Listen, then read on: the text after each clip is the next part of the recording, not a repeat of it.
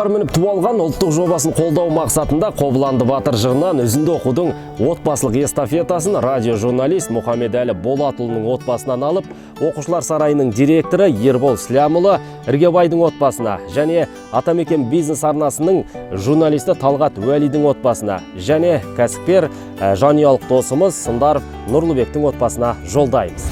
Жаманның ісі болама, атадан алтау туғанмен, асылмен белін буғанмен, қай күнде жаман оңама.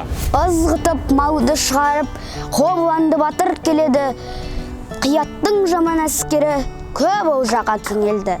Қаладан сыртқа шыққасын, көше алмай қосын бөгелді, атадан жаман туғандар, арам тамақ олжаға, беті қолын жуғандар, қосты отырып кеңесті, кеңескенде не десті.